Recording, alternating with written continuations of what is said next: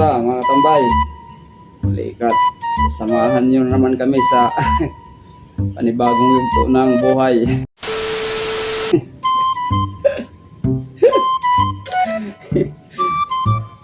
Shoutout pala dyan sa mga solid supporters ni Tambayan ni Kuya Rio. Alright. Kumusta ka dyan mga lodi? Ito at may i-share na naman kami sa inyo. Isa na namang karanasan ang naganap. Parang may naamoy ako hindi maganda. Ito ba? Paras na paras yung nangyari sa akin nung nasa probinsya ako.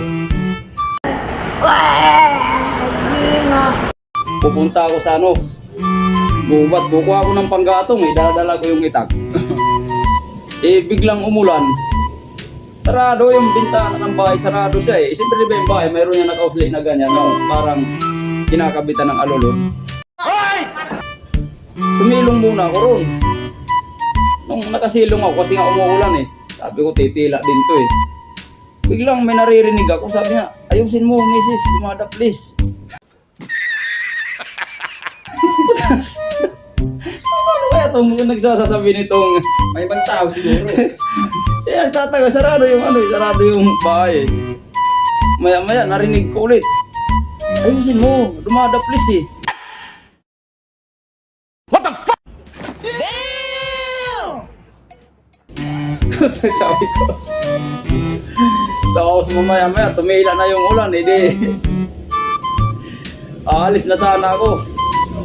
Biglang tinukod yung bintana ngayon. Pag dungaw ng nagtukod, kumpare ko. O pare, sabi niya, saan ka pupunta? Sabi ko pupunta ako sa bundok, kukuha ko ng panggatong na kahoy.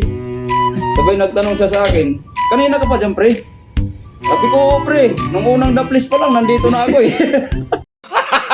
Gago! Tagumpay!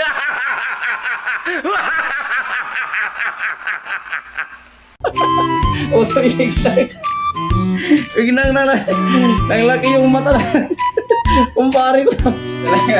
Ugong! Barinig kita sa mukha! Nakasubaybay mo yung mga pangyayari. Sabi ko sa kanya, unang daplis pa lang pre, nandito na. Ang galing mo, Angoy! Ang galing! Shout out mga katambayan. Sana okay ang lahat. Kaya sa susunod, ayusin nyo, huwag yung padadaplisin. Ang kulit! Ang kulit! Ang kulit! Ang kulit!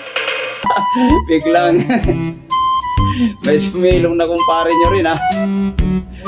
Ingat palagi mga katambay. Bye-bye.